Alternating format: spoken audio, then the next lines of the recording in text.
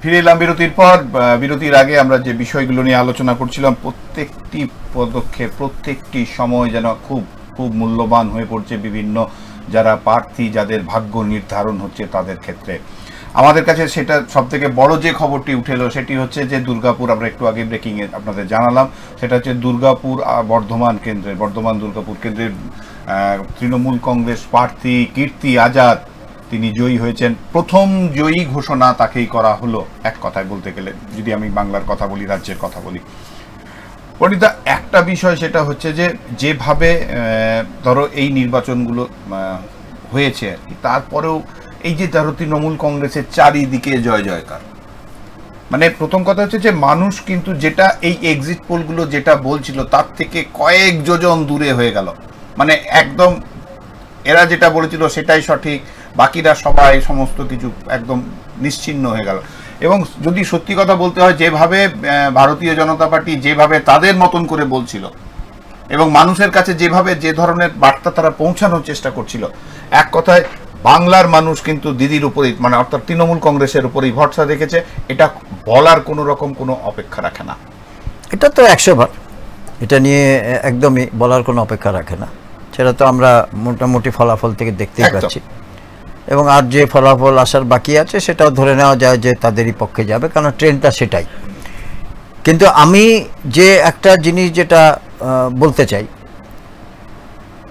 বাম এবং কংগ্রেস জোট, যারা 2016-তে একটা জোট হয়েছিল, 2019-এ একটা জোট হয়েছিল, এবং আবার এই 2024-এ হলো। বিধানসভা হোক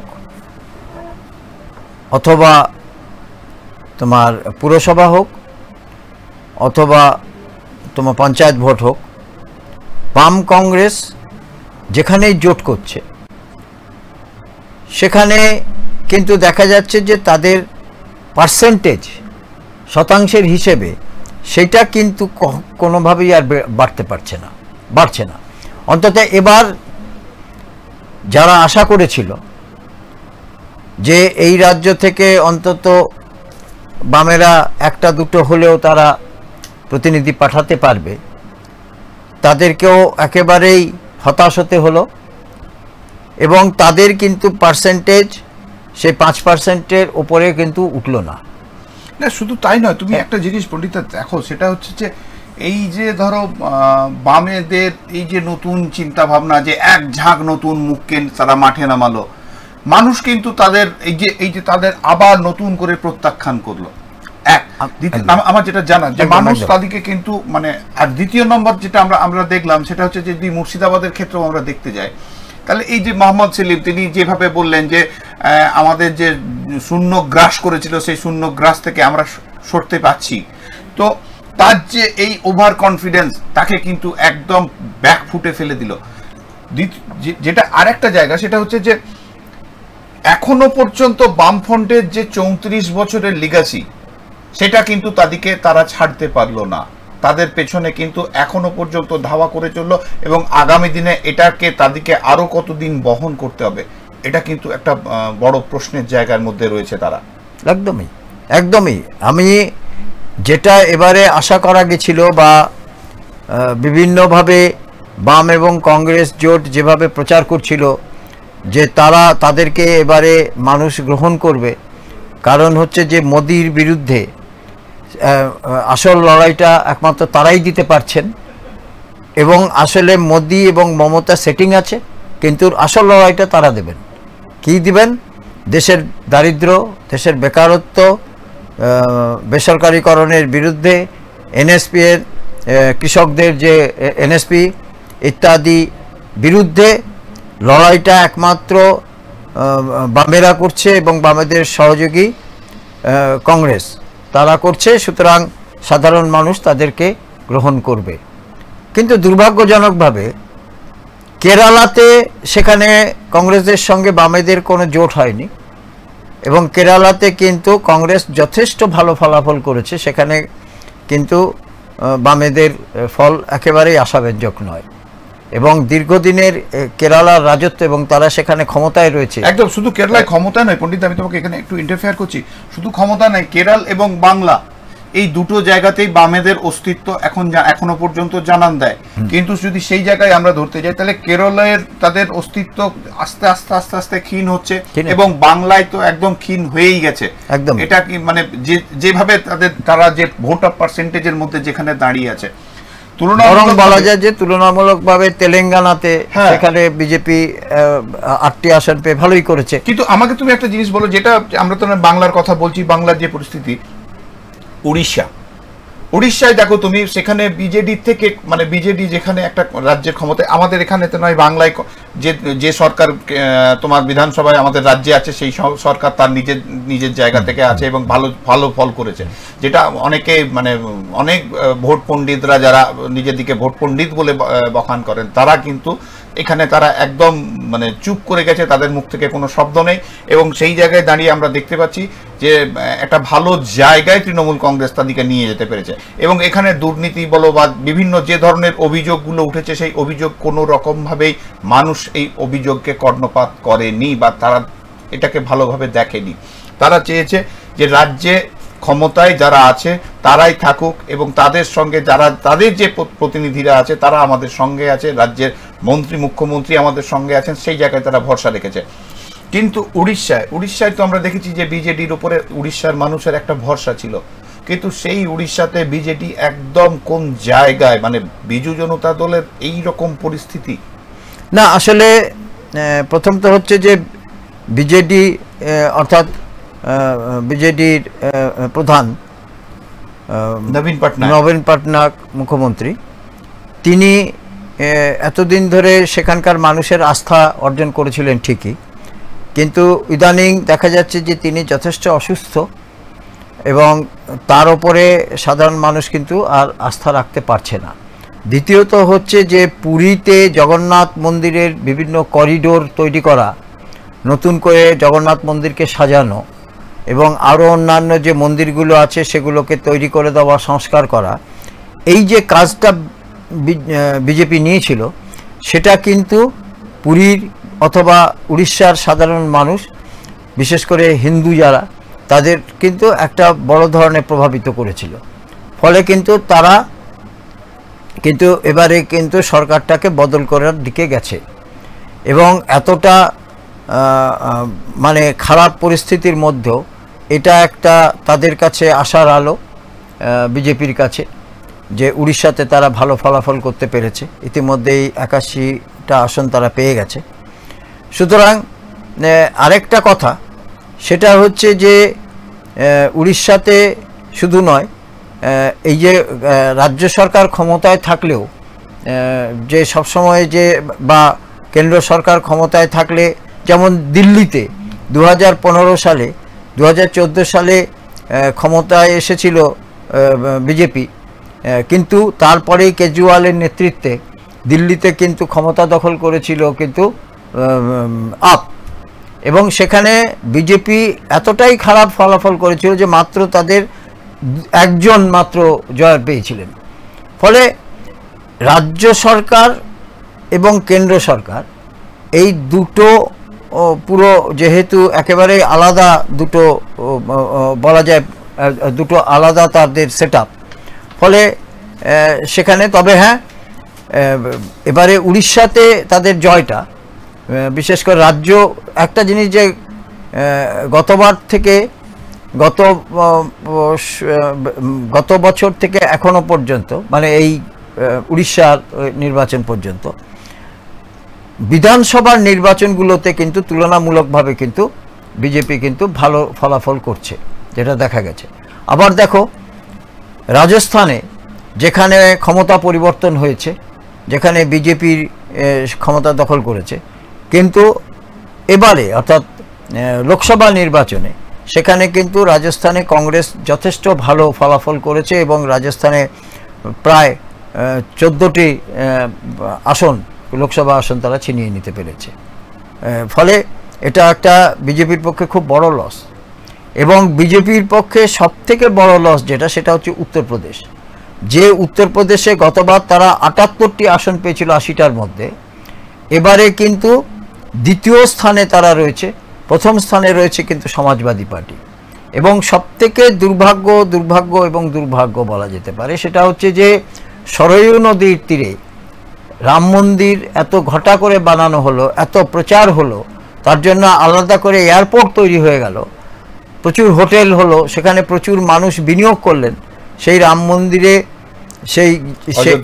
সেই অযোধ্যাতে দেখা গেল সেখানে কিন্তু জিতে আছেন কংগ্রেস প্রার্থী, এই সমাজবাদী পার্টির প্রার্থী।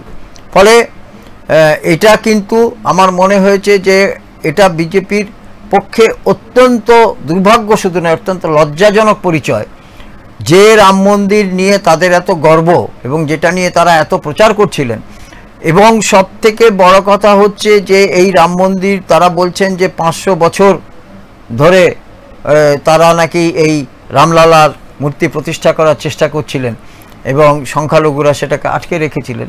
তারা সুপ্রিম কোর্টের মাধ্যমে সুপ্রিম কোর্ট শেষ পর্যন্ত তাদের রায় দিয়েছে যে সেখানেই রাম জন্মেছিলেন, রাম জন্মভূমি।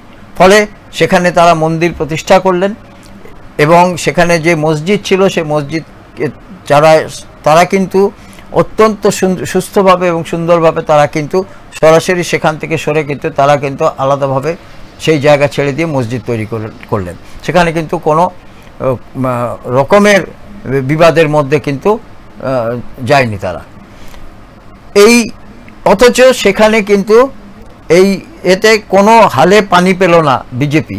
এটা বিজেপির পক্ষে শুধু তখনই বোঝা যাচ্ছিল বা তখনই বুঝতে হবে যে বিজেপি পায়ের তলার মাটি কিন্তু গোটা দেশের থেকেই কিন্তু আস্তে আস্তে কিন্তু সরে যাচ্ছে। তুমি শুধু এটা নয়, তুমি একটা জিনিস তুমি লক্ষ্য করছিলে, মানে বিজেপির মানে এখনো পর্যন্ত যেভাবে ট্রেন্ড আছে আমরা বলতে পারছি, মানে এখনো যদি সেই ধারায় ধরে যায় হয়তো এনডিএ কেন্দ্রের ক্ষমতায় এলেও আসতে পারে, কিন্তু সেই জায়গায় দাঁড়িয়ে যেভাবে তারা বিভিন্ন সময় বিভিন্ন রকমভাবে যে এক না এক তন্ত্র যেভাবে চালাচ্ছিল আর কি, আমি যদি সেটাই বলি যে, এবং কয়েকজন হাতে গোনা কয়েকজন ব্যবসাদার এখান থেকে উপকৃত এবং হাতে গোনা কয়েকজন নেতৃত্ব এটা সমস্ত ফল ভোগ করছিল, বাকিদের খুব একটা জায়গা কিন্তু ছিল না।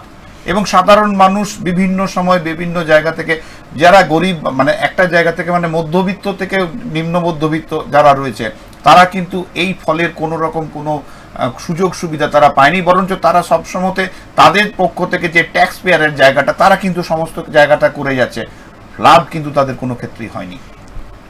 না, তুমি বলছো ঠিকই যে হয়তো এনডিএ ক্ষমতা আসতেও পারে, কিন্তু এনডিএ যদি ক্ষমতায় আসে যদি ধরে নেওয়া হয় যে তারা নিশ্চয়ই রাষ্ট্রপতির কাছে তাদের দাবি জানাতে যাবে, কিন্তু দেখতে হবে যে ইন্ডি জোটের সঙ্গে তাদের আসনের কতটা তফাৎ। তাহলে যেভাবে বিভিন্ন বিল এখনো পর্যন্ত এনডিএ পাস করাতে পেরেছে সেখানে কিন্তু দেখতে গেলে সে অত সহজে কিন্তু আর কোনো বিলকে কিন্তু বিল পাস হবে না। এটা যেমন এক। দ্বিতীয় হচ্ছে যে রাজ্যসভাতে সেখানেও কিন্তু তাদের প্রাধান্য যথেষ্ট কমবে এবং রাজ্যসভাতে কিন্তু ইন্ডি জোটের প্রাধান্যটা বাড়বে। ফলে দুটো সভাতে সেখানে কিন্তু কোনো বিল পাস করিয়ে সেখানে কিন্তু বিল তৈরি করা যাবে না। আর বিল যদি তৈরি করা না যায়, বিল যদি পাস করা না যায়, তাহলে একটা সরকারের ক্ষমতায় থাকা আর না থাকা সেটা একই ব্যাপার। কারণ নতুন নতুন বিলের সঙ্গে এবং এটা ধরে নেওয়া যায় যে এনডিএ যে বিলই সেখানে আনার চেষ্টা করবে সেটাতেই কিন্তু বাধা দেওয়া হবে। ফলে 5 বছরে যদি তারা টিকে থাকে তাহলে কোনো বিল যদি পাস না হয় তাহলে সেই কেন্দ্রীয় সরকারের তার কোনো, আমার মনে হয় না কোনো ভূমিকা থাকবে। সুতরাং এখন আগামী দিনে কি হচ্ছে সেটা দেখার, এবং আরেকটা জিনিস দেখার যে ভারতবর্ষের গণতান্ত্রিক ব্যবস্থাতে যে কোনো সময় যে কোনোভাবে যে কোনো দলের বিধায়ক হোক, যে কোনো দলের সাংসদ হোক, তারা যে কোনো সময় কিন্তু দলবদল করতে পারেন। এর পেছনে কি কাজ করে, কি মন্ত্র কাজ করে, ক্ষমতা কাজ করে না অন্যান্য কিছু কাজ করে সেটা আমরা জানি না, সেটা বলতেও চাই না। কিন্তু করেন এটা আমাদের শয়ে শয়ে অভিজ্ঞতা আছে এবং আমার ছোট থেকে আমরা এটাই দেখছি। আজ যে এই দলে, কাল সে অন্য দলে। ফলে ইন্ডিয়া জোটে দেখা যেতে পারে যে এনডিএর যে শরিক যারা আছে তারা সেই শরিকদের যদি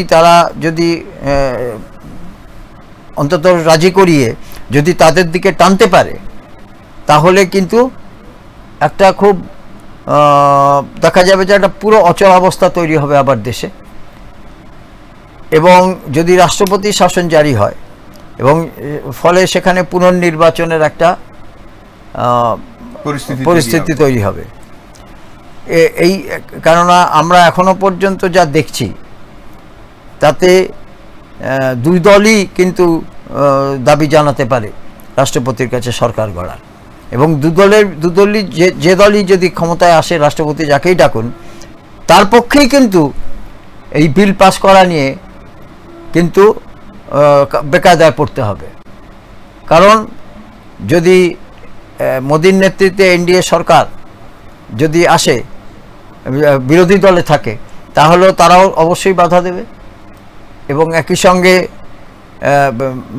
একইভাবে যদি বিরোধী দলে যদি ইন্ডি ক্ষমতায় থাকে তাহলে তারা বাধা দেবে। সুতরাং আমার মনে হয় যে একটা ভয়ঙ্কর একটা পরিস্থিতির মধ্যে, মানে খুবই একটা অচলাবস্থার মধ্যে দিয়ে আমার মনে হয় বেশ কিছুদিন চলবে এবং এই পরিস্থিতি কিন্তু আমাদের দেশের মানুষ তাকে কিন্তু অত্যন্ত বিভ্রান্তিকর একটা পরিস্থিতি হবে। কিন্তু সর্বাগ্রে যেটা দেখার সেটা হচ্ছে যে মোদি সরকার এই যে ভুলগুলো করেছে এর আগে, অর্থাৎ অর্থনীতির নামে তারা অর্থনৈতিক বুনিয়াদ শক্ত করার নামে যে বিভিন্ন সংস্থাকে বেসরকারীকরণ করা, তাদের পেটোয়া কিছু ব্যবসাদার যারা ব্যবসায়ী তাদেরকে বিভিন্নভাবে বিভিন্ন সরকারি বিভিন্ন উদ্যোগ তাদেরকে হাতে দিয়ে দেওয়া, এই ধরনের কিন্তু আমার মনে হয় যে এই অচলাবস্থা থেকে সৃষ্টি পেতে গেলে বা এই ধরনের যে মোদী সরকারের যে কাজগুলো হয়েছে সেই কাজগুলো থেকে মুক্তি পেতে গেলে অন্তত ইন্ডি জোটের কে কিছুটা হলেও যদি ক্ষমতায় আহ্বান করা বা ক্ষমতায় যদি আসেও তারা, হয়তো সাধারণ মানুষ, দেশের মানুষ হয়তো চাইবে, কারণ দেশের মানুষের কাছে সবথেকে বড় হচ্ছে তাদের ক্ষুধার নিবৃত্তি। সাধারণ মানুষ, একটা কথা মনে রাখতে হবে যে সবথেকে দুর্দশাগ্রস্ত অবস্থায় আছেন। অন্তত মোদী সরকারের আমলে দেখা গেছে যে মাত্র কয়েকটি পরিবার তারা যে পরিমাণ সম্পদ বাড়াতে পেরেছে, সাধারণ মানুষ ততটাই দরিদ্র হয়েছে। এবং একটা জিনিস তোমাকে মনে রাখতে হবে, আমি আবার ঘুরে ফিরে আসছি যে মানুষকে বেঁচে থাকতে গেলে যে দু তিনটে জিনিসের খুব বেশি প্রয়োজন, সেটা হচ্ছে খাওয়া, বাসস্থান এবং তোমার স্বাস্থ্য চিকিৎসার মধ্যে যদি তুমি এই সরকারিভাবে যদি কিছু চিকিৎসা ব্যবস্থা করাও হয়, কিন্তু তোমার যে ওষুধ কিন্তু সরকারিভাবে কিন্তু দেওয়া হয় না, সেটা কিন্তু সাধারণ মানুষকে কিন্তু বাজার থেকে কিনতে হয়। সেইখানে কিন্তু ওষুধের দাম নিয়ে কিন্তু দীর্ঘ অসন্তোষ কিন্তু আমরা দেখেছি। কিন্তু একটা কথা মনে রাখতে হবে যে ভারতবর্ষের মানুষের যে মনস্তত্ত্ব, এটা কিন্তু কোনোভাবেই বোঝা যাচ্ছে না। এই জন্য যে যদি তুমি এটা বলো, তাহলে এটা প্রচার করেছিল বিজেপি এই রাজ্যে যে বিদ্যুতের বিলের ইউনিট প্রতি দাম প্রচুর বাড়ানো হয়েছে, সাধারণ মানুষ প্রচণ্ড অসুবিধার মধ্যে আছে। কিন্তু বিজেপি সেই প্রচার কিন্তু সাধারণ মানুষ কিন্তু গ্রহণ করলো না। এটা যেমন একটা কথা। অন্যদিকে দুর্নীতির কথা আমরা যারা জানি যে প্রচুর দুর্নীতি ইত্যাদির কথা প্রচার করা হচ্ছে, সেটা তো একেবারেই মানুষ গ্রহণই করলো না।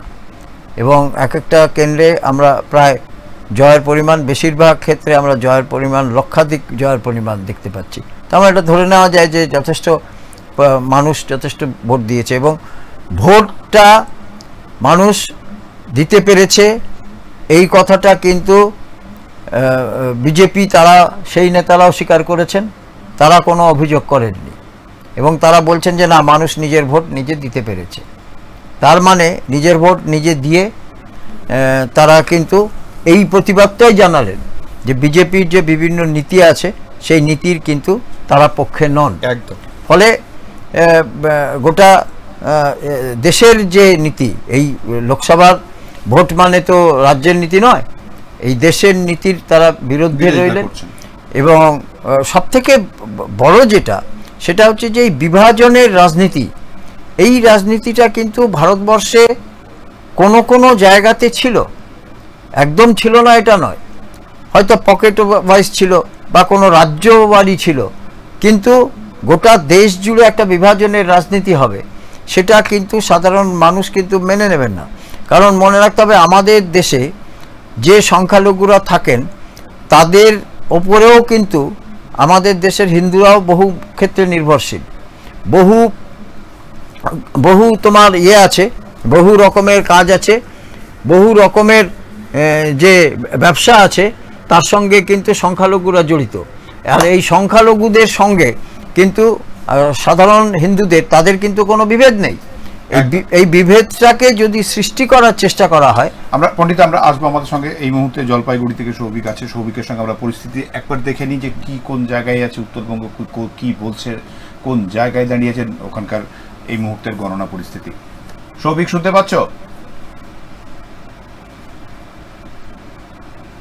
হ্যালো,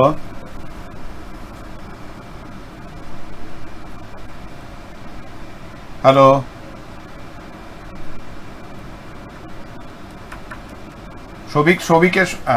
সৌভিকের সঙ্গে যোগাযোগ করা যাচ্ছে না। পিসিআরকে বলবো যদি সৌভিকের সঙ্গে যোগাযোগ করতে পারে তাহলে। হ্যাঁ, হ্যালো মাধব, আমাদের নদিয়ার প্রতিনিধি মাধব রয়েছে আমাদের সঙ্গে। মাধব, কি পরিস্থিতি এই মুহূর্তে? দেখো, ইতিমধ্যে কিন্তু যে রাজ্য জুড়ে যে সবুজ যে ঝড় বইছে তার কিন্তু আংশিক কিন্তু অভাব হয়ে গেল নদিয়া কৃষ্ণনগর লোকসভা কেন্দ্রে। ইতিমধ্যে কিন্তু রাজবাড়ী রাজবধূ অর্থাৎ বিজেপি প্রার্থী অমৃতা রায় তিনি কিন্তু হেরে গিয়েছেন, জয়লাভ করেছেন তৃণমূল প্রার্থী মহামৈত্র। আর তারপরে কিন্তু একটা সবুজ আবিরের ঝড় কিন্তু বয়ে গেছে কৃষ্ণনগর লোকসভা কেন্দ্রে। যে কৃষ্ণনগর কেন্দ্র, সেই কেন্দ্র থেকে মহুয়া মৈত্র নিজে উনি জয়ী হয়েছেন এবং রাজবধূ অমৃতা রায় তিনি পরাজয় স্বীকার করেছেন। এবং যে পরিস্থিতি আর কি, অন্যদিকে রানাঘাট কেন্দ্রের কি পরিস্থিতি? রানাঘাট কেন্দ্র তো তুমি দেখছো ওখানটা। দেখো, আমরা কিন্তু এখনো পর্যন্ত রানাঘাট লোকসভা কেন্দ্রে কিন্তু দাঁড়িয়ে রয়েছে এবং গণনা কেন্দ্রের সামনে দাঁড়িয়ে রয়েছে। এখনো পর্যন্ত যেটুকু খবর পাওয়া যাচ্ছে, জগন্নাথ সরকার বিজেপি তিনি কিন্তু জয়লাভ করেছেন, অর্থাৎ কত ভোটে জয়লাভ করেছে সেটা কিন্তু এখনো পরিষ্কার জানা যায়নি। অর্থাৎ জগন্নাথ সরকার এখনো ভোট গণনার কেন্দ্রের ভেতরে রয়েছে, এখনো তিনি বাইরে বেরোবেননি। আর সকাল কিন্তু টান উত্তেজনার মধ্যে দিয়ে কিন্তু আজকে ভোট গণনা কিন্তু চলছিল। অর্থাৎ সকাল থেকে কিন্তু একইভাবে জগন্নাথ সরকার কিন্তু তিনি কিন্তু এগিয়ে চলেছিলেন। আর এখনো পর্যন্ত এটা খবর পাওয়া যাচ্ছে জগন্নাথ সরকার কিন্তু জয়লাভ করেছেন। জগন্নাথ সরকার একটা সকালবেলায় আমরা দেখলাম তিনি একটা বক্তব্য রাখছিলেন, সেখানে তিনি বলছিলেন যে সকাল থেকে বিভিন্ন লোক সাদা পোশাকে, বিভিন্ন মানুষজন ভেতরের বুথের ভেতরে ঢুকে আছে এবং সঠিকভাবে কোথাও কোনো রকম কাজ করা যাচ্ছে না। কিন্তু তুমি যে জয়ের কথা বলছো এটাও একটা বড় বিষয় হয়ে দাঁড়িয়েছে। কিন্তু যেটা নিয়ে তোমার কাছ থেকে জানতে চাওয়া সেটা হচ্ছে যে গত দুদিন ধরে যেভাবে তোমার নদিয়া উত্তপ্ত হয়ে আছে, যেভাবে অঘটন ঘটে চলেছে, সেই জায়গায় দাঁড়িয়ে এই মুহূর্তে প্রশাসনিক স্তরে কি চিন্তা ভাবনা নিয়েছে, কিভাবে আছে এলাকাকে শান্ত করে রাখার বিষয়ে? দেখো, রানাঘাট লোকসভা কেন্দ্রে রানাঘাট লোকসভা কেন্দ্র অর্থাৎ কৃষ্ণনগর লোকসভা কেন্দ্রে এই দুটি কেন্দ্রে কিন্তু এখনো পর্যন্ত কোনো বিক্ষিপ্ত ঘটনা ছাড়া সে ধরনের ঘটনা ঘটেনি। এই দুটি কেন্দ্রে কিন্তু যেমন ভোট গ্রহণ প্রক্রিয়া কিন্তু ভালোভাবে হয়েছিল, আর ভোট গণনা কেন্দ্র কিন্তু সেরকমভাবে কোনো ঘটনা ঘটেনি। আর সকাল কিন্তু জগন্নাথ সরকার যখন ভোট গণনা কেন্দ্রে আসেন তখন কিন্তু তিনি একটা অভিযোগ করেছিলেন যে বহিরাগত কিছু যাতায়াত করছে, অর্থাৎ সেখানে তার সন্দেহ হয়। তারপর তিনি সাংবাদিকদের মুখোমুখি বিস্ফোরক মন্তব্য করেন। ঠিক, তুমি সঙ্গে দেখো পরে তিনি কিন্তু হ্যাঁ বলো শুনছি। পরিষ্কার জানান যে পরিষ্কার তিনি জানিয়ে দেন যে কিছু বহিরাগত কিন্তু ভোট গণনা কেন্দ্রে প্রবেশ করেছে, অর্থাৎ তিনি কিন্তু নির্বাচন কমিশনকে জানাবেন। কিন্তু পরবর্তীকালে কিন্তু পরিস্থিতি স্বাভাবিক হয় আর তারপর কিন্তু নির্বিঘ্নে কিন্তু ভোট গণনা প্রক্রিয়া কিন্তু চলে। একদম একদম, তুমি থাকো, তোমার সঙ্গে আমরা আবার যোগাযোগের মধ্যে থাকবো। আমাদের সঙ্গে এই মুহূর্তে রয়েছে সৌভিক দত্ত জলপাইগুড়ি থেকে। আমরা সৌভিকের সঙ্গে কথা বলবো এবং কি পরিস্থিতি। সৌভিক শুনতে পাচ্ছ? সৌভিক, কি পরিস্থিতি এবারে এই মুহূর্তে তুমি যদি বলো।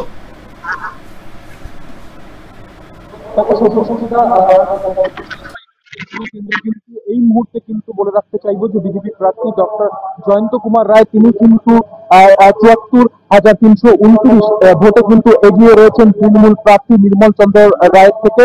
তোমাকে জানিয়ে রাখতে চাইবো ধূপগুড়ি উপনির্বাচনে জয়ী যে নির্মল চন্দ্র রায় তাকে কিন্তু তৃণমূল কংগ্রেস এবছর জলপাইগুড়ি লোকসভা আসনে কিন্তু প্রার্থী করেছেন এবং তৃণমূল কিন্তু আশাবাদী ছিল যে এই আসনটি এবার বিজেপির থেকে ছিল। অন্যদিকে কিন্তু বিজেপির যে বিদায়ী এবছরের সাংসদ গত লোকসভায় যিনি এই বিজেপির হয়ে জলপাইগুড়ি লোকসভা আসনে জয়ী হয়েছিলেন সেই প্রার্থী ডক্টর জয়ন্ত কুমার রায়কে কিন্তু এবছরও লোকসভায় প্রার্থী করেছিল বিজেপি। সেই জয়ন্ত রায় কিন্তু এই মুহূর্তে অষ্টম রাউন্ড শেষে কিন্তু দেখা যাচ্ছে যে ৭৪,৩২৯ ভোটে এগিয়ে রয়েছে। তোমাকে বলে রাখতে চাইবো বিজেপির প্রাপ্ত ভোট এই মুহূর্তে দাঁড়িয়ে অষ্টম রাউন্ড শেষে কিন্তু ৫,৯৪,৭৭ এবং তৃণমূলের কিন্তু এই প্রাপ্ত ভোট রয়েছে ৫,১৯,৭৪৫ এবং সিপিএম এর ভোট রয়েছে কিন্তু প্রাপ্ত ভোট অষ্টম রাউন্ড শেষে ৫৫,৫৮৪। সেই জায়গায় দাঁড়িয়ে কিন্তু ৭৪,৩২৯ ভোটে এই মুহূর্তে কিন্তু বিজেপি এই জলপাইগুড়ি আসনে কিন্তু এগিয়ে রয়েছে সব্যসাচীরা।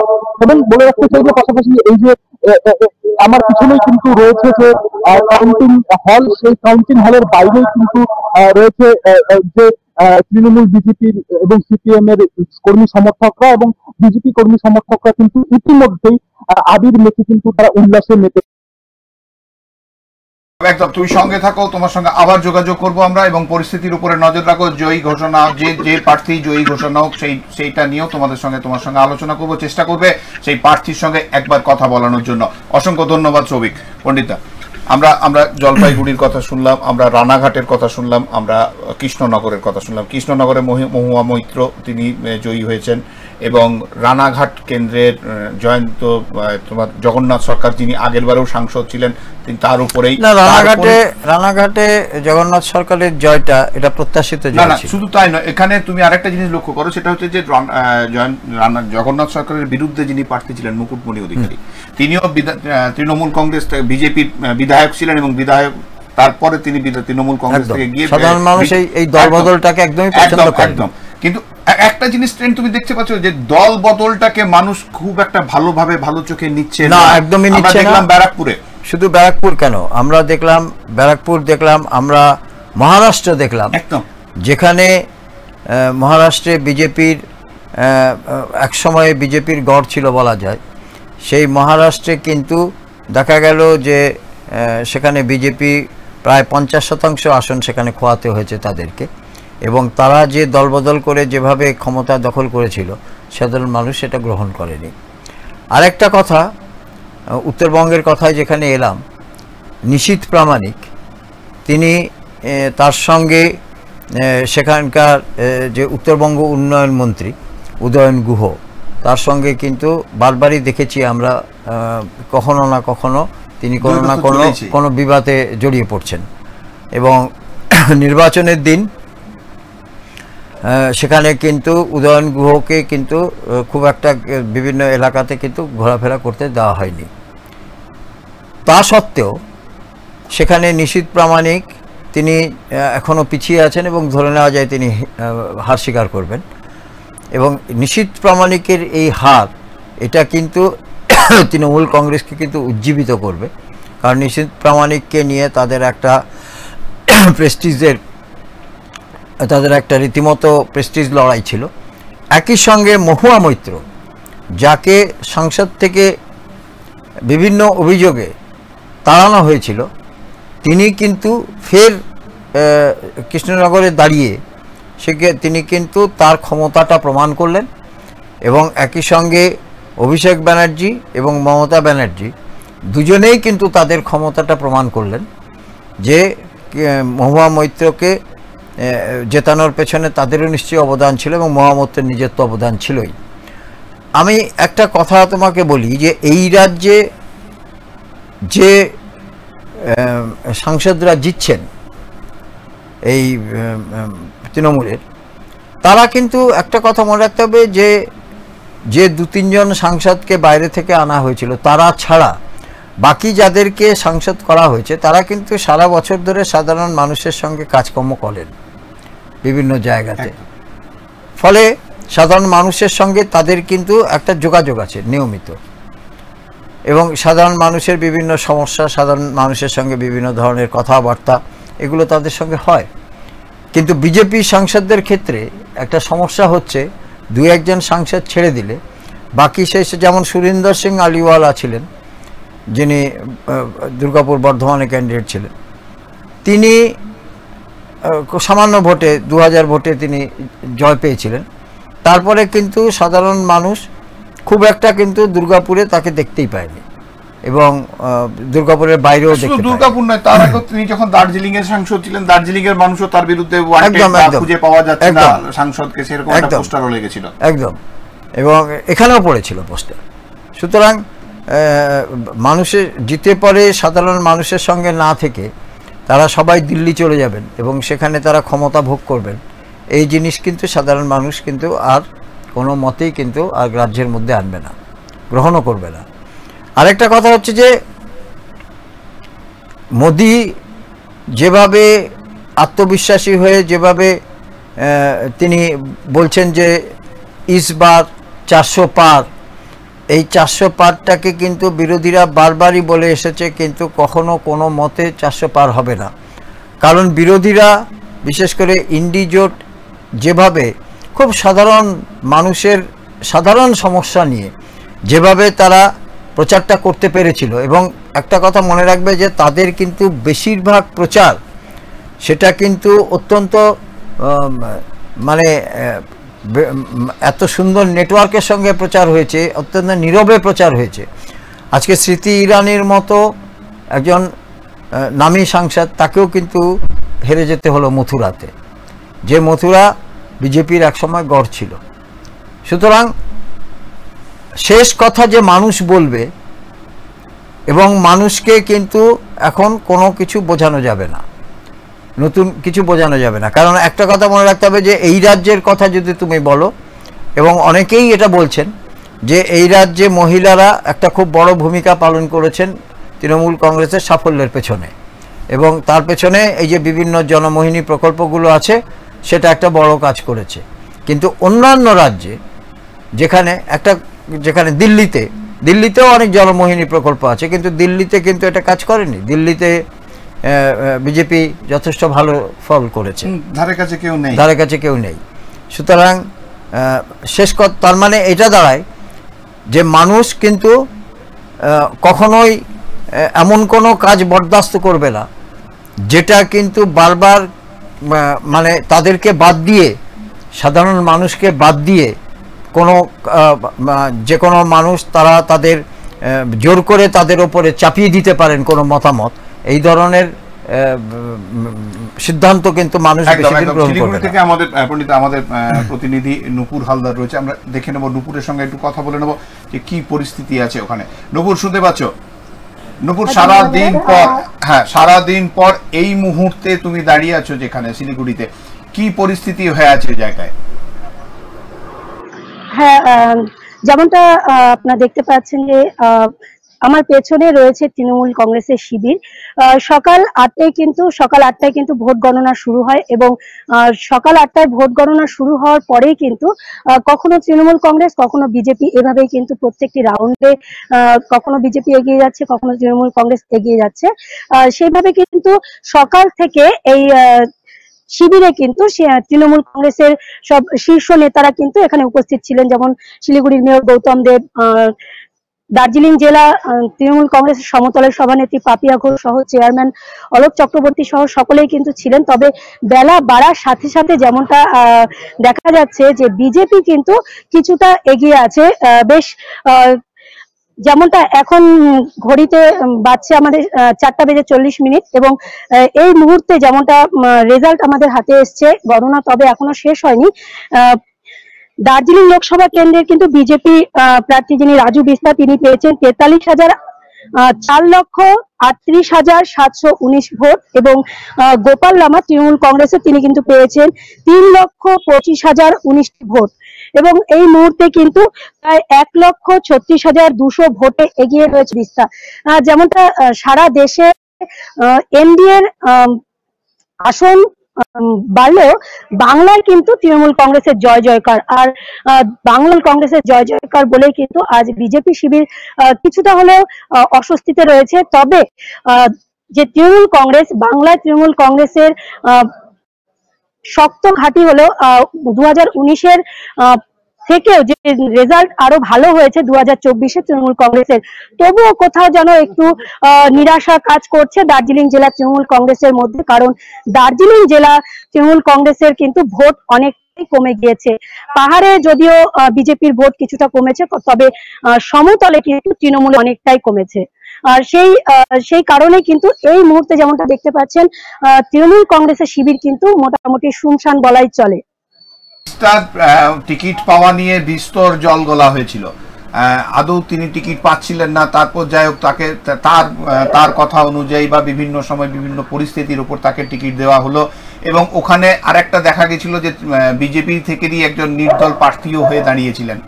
তো সেই জায়গায় দাঁড়িয়ে সেই প্রার্থী পরে নিজের তুলে নিলেও তৃণমূল কংগ্রেসের এই যে উত্তরবঙ্গের উপরে যে একটা প্রভাব বা ফেলার যে জায়গা করছিল সেটা কিন্তু খুব একটা করে উঠতে পারলো না যদি কুচবিহারটাকে আমরা বাদ দিই। তো সেক্ষেত্রে কি মনে হচ্ছে, মানুষ বিজেপির উপরে কি উত্তরবঙ্গ ভরসা করে আছে? একদম স্যার, যেমনটা আমরা জানতে পারি দার্জিলিং লোকসভা কেন্দ্রেও কিন্তু বিজেপির একজন প্রার্থী বিষ্ণু প্রসাদ শর্মা তিনিও কিন্তু নির্দলের হয়ে দাঁড়িয়েছিলেন। সেখানেও কিছু ভোট কাটাকাটি হয়েছিল প্রায় 5,000 সামথিং ভোট একটা ভোট কিন্তু কাটাকাটি হয়েছে নির্দল প্রার্থী বিষ্ণু প্রসাদ শর্মার নির্দলে যাওয়া নিয়ে, বিজেপির যিনি বিধায়ক ছিলেন। আর এই মুহূর্তে যেমনটা আমরা জানি সমতলে কিন্তু তৃণমূল কংগ্রেসের যদিও সমতলে তৃণমূল কংগ্রেসের ভোট কমেছে, তবে পাহাড়ে জিটিএ যে অনিক থাপা তিনি কিন্তু তৃণমূল কংগ্রেসের সাথে কিন্তু শরিক দল, আর তার জেলায় কিন্তু পাহাড়ে কিন্তু তৃণমূল কংগ্রেসের ভোট কিছুটা বেড়েছে এবং বিজেপির ভোট কিন্তু কিছুটা কমেছে। তবে বলা যায় জলপাইগুড়ি দার্জিলিং কোচবিহার সব মিলিয়ে কিন্তু মোটের ওপর বলা যায় উত্তরবঙ্গ কিন্তু বিজেপির ওপরেই ভরসা করছে। তোমার সঙ্গে আবার আমরা আরেকবার যোগাযোগের মধ্যে আসবো। অসংখ্য ধন্যবাদ নুপুর হালদার, আমাদের শিলিগুড়ি আমাদের সহযোগী, আমাদের সহকর্মী। পণ্ডিতা, এই যে তুমি পাহাড়টাকে আমাদের থেকে আরো ভালো চেনো। পণ্ডিতা, এই যে পাহাড়ের মানুষের এই যে বিজেপির উপরে আস্থা, উত্তরবঙ্গের যে আস্থা, এটাকে কিভাবে দেখছো? পাহাড়ের মানুষ হচ্ছে সবসময়ই তারা কিন্তু স্থানীয় রাজ্য সরকারের সঙ্গে থাকে না, তারা বরাবর থাকে কেন্দ্রের সঙ্গে। কারণ তাদের একটা দাবি, সেটা হচ্ছে গোর্খাল্যান্ড, অর্থাৎ স্বতন্ত্র একটা রাজ্য, এবং যেটা দিতে পারে একমাত্র কেন্দ্র সরকার, এবং এটা তারা মনে করে।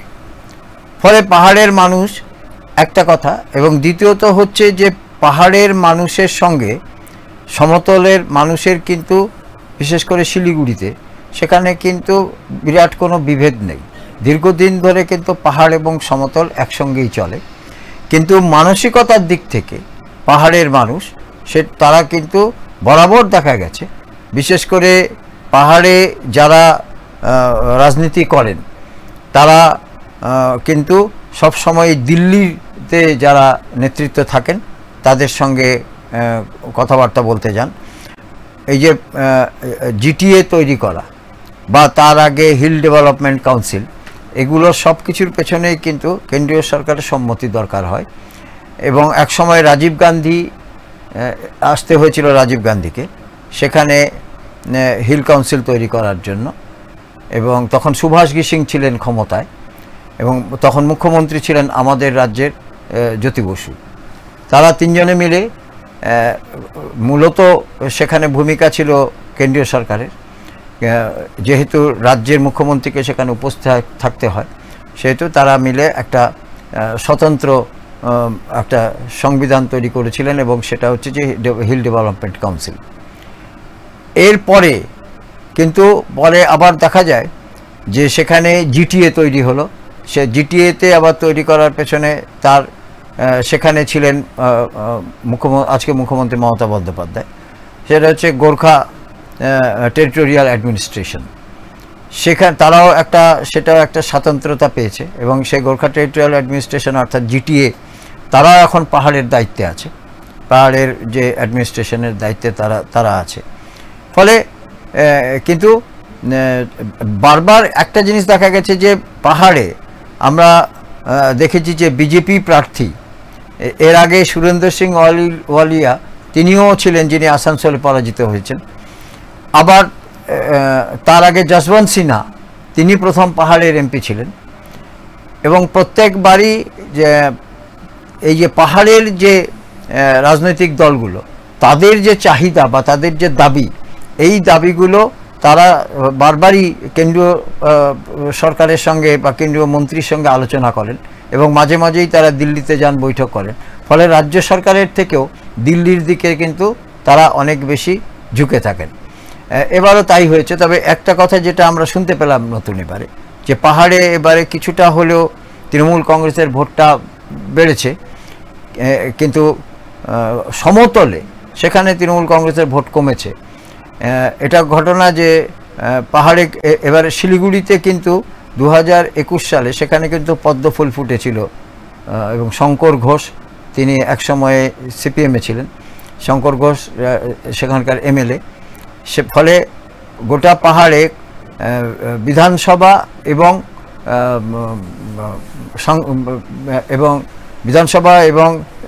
তোমার সংসদ লোকসভা এই দুটো মিলিয়ে কিন্তু গোটা পাহাড়টা কিন্তু পাহাড় এবং সমতল এই দুটোই কিন্তু মোটামুটি গেরুয়া শিবিরের সঙ্গেই আছে।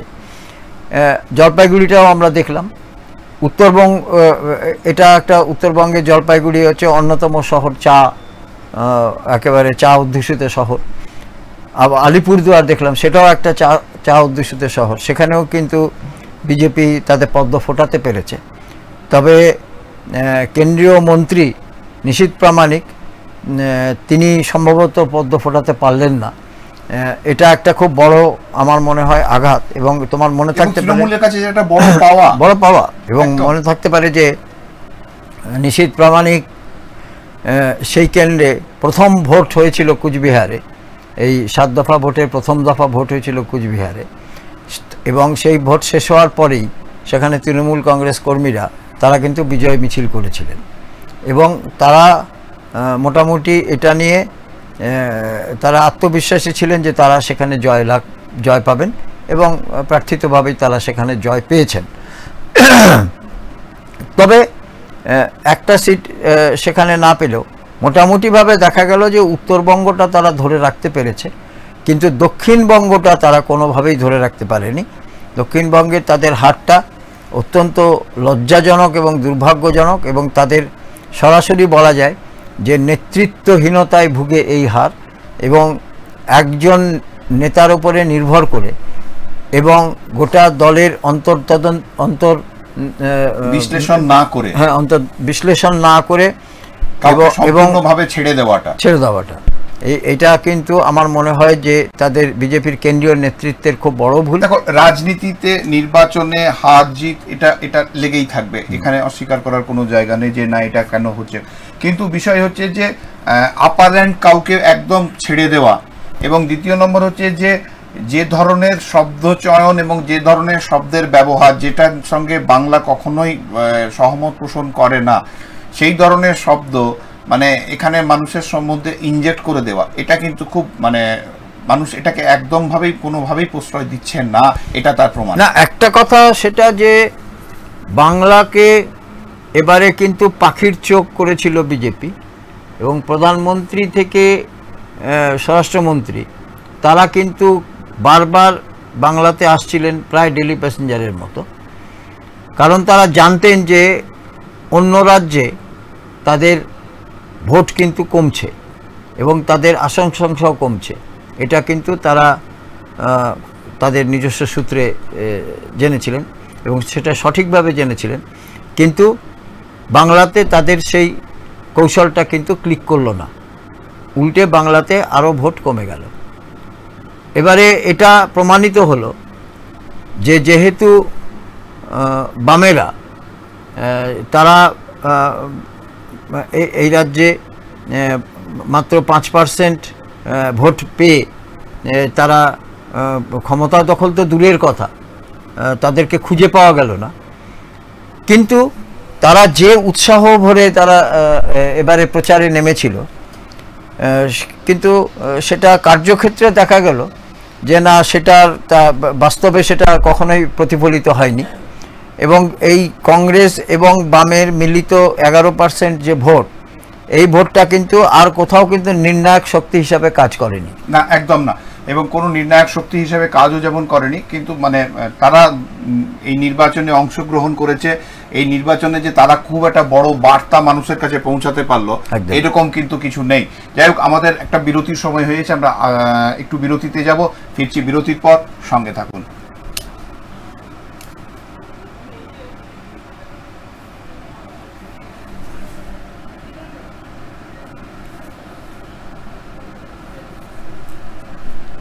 এখনো পর্যন্ত মানে পাওয়া ফল অনুযায়ী যেটা দেখা গেছে যে এখনো 29টি তোমার আসন কিন্তু টিএমসির দিকে গেছে, এবং তারা কিন্তু বলা যায় যে সেই 20 থেকে 29 প্রায় 9টি আসন তারা বাড়াতে পারলো, ফলে যেটা দাঁড়ালো। দেখা যাক এখন শেষ পর্যন্ত কি হয়, সেদিকেই নজর থাকবে। আপাতত বিরতিতে যেতেই হবে, বিরতির পর ফিরছি, বিরতির পর।